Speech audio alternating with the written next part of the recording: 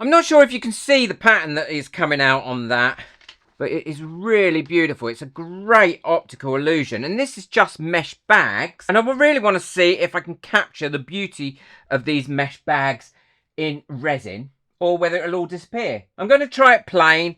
I'm also going to try it coloured, and I'm also going to try it with a little bit of alcohol ink on as well. And I'm going to make some bookmarks. Fabulous bookmarks, and you can get these from Let's Resin. So first thing I need to do is to cut my bag. And these are really, really cheap to get. I often get them sent to me with little gifts in and things like that. So I love them. The first one I'm going to do is colour it with some alcohol inks. And that's really easy to do. So all I'm going to do is put some cling film or saran wrap, whatever you want to call it. Not on top of the bag, preferably under the bag. And I've got it double layered. I want it double layered to see if I can still capture that really nice pattern. And the reason I've got it on cling film is so it doesn't stain my mat. And I'm going to use my Let's Resin alcohol inks. I'm going to put some gloves on first because I don't want dyed hands either. So I'm going to just put random colours on this. I'm not going to try and make any picture or anything like that. I'm not putting too much on. We'll put a bit of white in there though. And we'll try to mix some of this white in with these colours as well, like that. And this is just the sinker white that comes with Let's Resin's colours. Popping it on there randomly. Once I dry this, these will be very subtle colours because it's on a mesh. So they're not going to be a really bright, vibrant like they're looking at the moment. I'm just going through, putting my random colours on, adding a little bit of white where I think I need it. Oh, that was a bit too much probably there, but don't matter.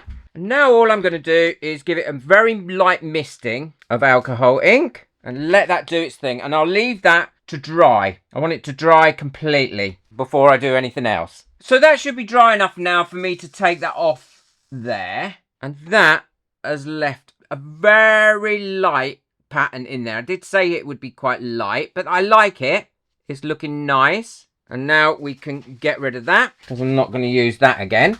And now we can put that to one side and leave that to cure. Or leave it to dry, or whatever we want to call it. I'm now going to put another bit of this cling wrap or cling film or saran wrap, whatever you want to call it, back on there. So this time I'm going to go over it with some chameleon powders, making a similar sort of pattern. Just a random colour pattern on here by brushing on my powder. Now that's not going to stick on there very well. What I'm going to do is mist this down a little bit with some alcohol ink and then go on that. Now again, this is just going to be subtle colour. It's going to add that little bit of sparkle to it. So that wasn't sticking on there at all. It was doing absolutely nothing. So what I'm going to do is, to start with, I'm going to give it a spray like this of hairspray. Just a Shockwave's hairspray. And I only want a little bit of it to stick to this. I don't want it to be solid because that, if not, you might as well not use the mesh. So now what I'm going to do is just give that another spray with the hairspray to try and set some of that in. And then let that dry.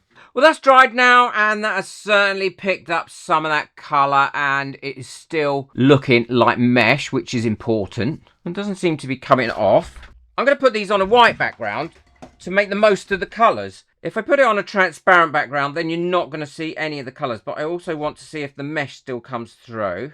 I need to barrier these off, so I'm using some wide damming tape here. And I've also got some normal silicone moulds as well. Make sure that's pushed right down. I've got a crinkle in this one. I don't want a crinkle in it, because if you put a crinkle in the base of it, then you're going to have a crinkle when you finish it. So the first one I'm going to do using just normal white UV resin. And then the other one, I think I'm going to try the pearlescent. And this just slips in here really nicely. And that won't take long to cure at all, probably about 4 minutes. I think I'm going to do this small one in the pearlescent.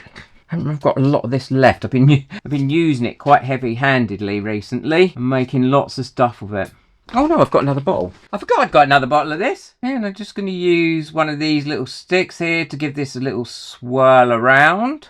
It gives an amazing pattern. Got a bit of bubble there. Get rid of that. And now all I'm doing is cutting my mesh down to the size that I need.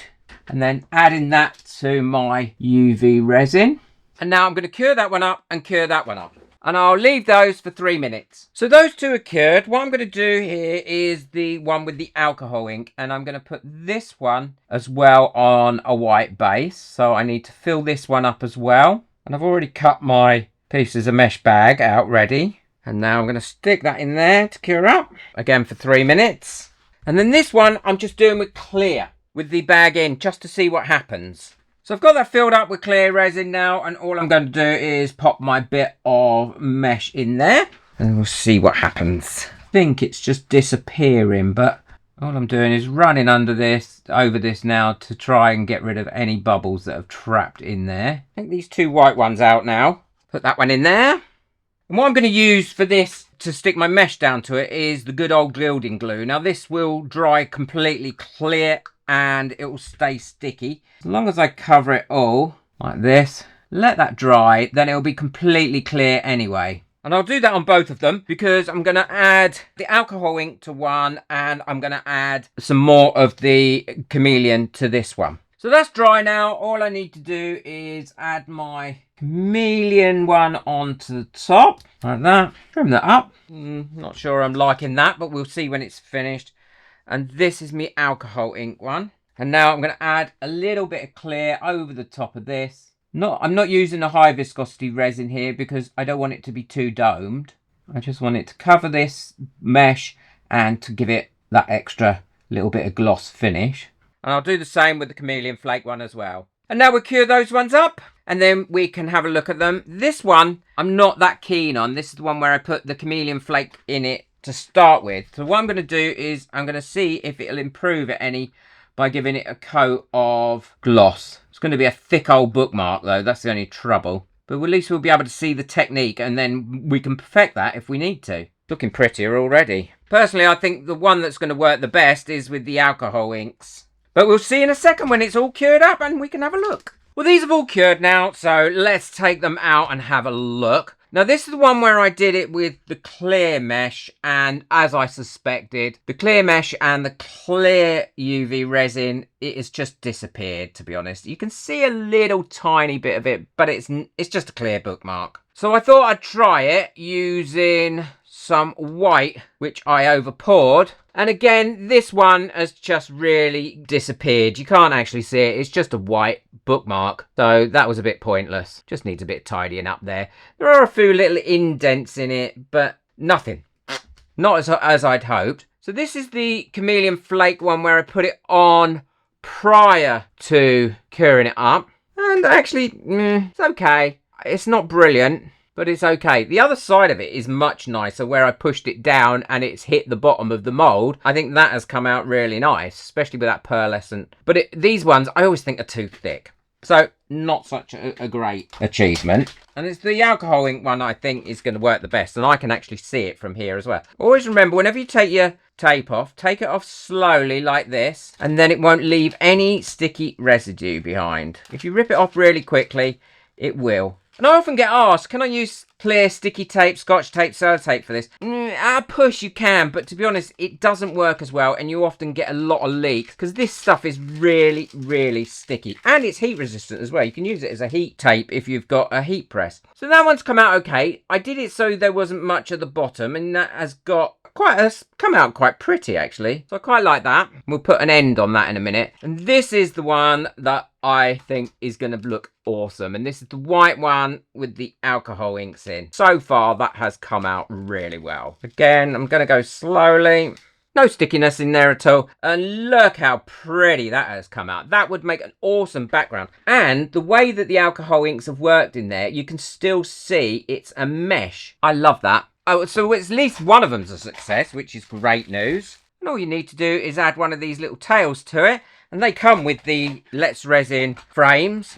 And you get all these different types of flowered frames with it as well. They are so popular. Love it. And they're not expensive. You could probably make some really big earrings. So look at that. I am so pleased with that. That's why it's always worth experimenting with several different things rather than with just one thing. So that one, total disaster where I put it in where it was still wet. The clear resin and the clear mesh bag really didn't show up at all. That's the chameleon powder. That one, not great either. It's not too bad, but that one I absolutely love. I really do think that's come out beautiful. Nice and white on that side and nice and beautifully coloured on that side. Let me know in the comments what you think, or if you've tried this before. I haven't never seen this done before anywhere, so I think this is new. I will be using that method going forward. There is no doubt about it, and maybe doing bigger pieces and doing it with epoxy resin as well as a background, because I absolutely love it. And I do these experiments so you don't have to. So now you know which one works the best. Be sure to check out the video coming up next. If you work in a hot temperature, or your room is warm, or your resin is really warm, you worry about flash cure, the method I'm going to show you next will stop that from happening completely and allow you to carry on doing stuff with resin. So be sure to check that out. Boo the like button, hit the subscribe button, but most of all, enjoy your resin. Take care. Bye.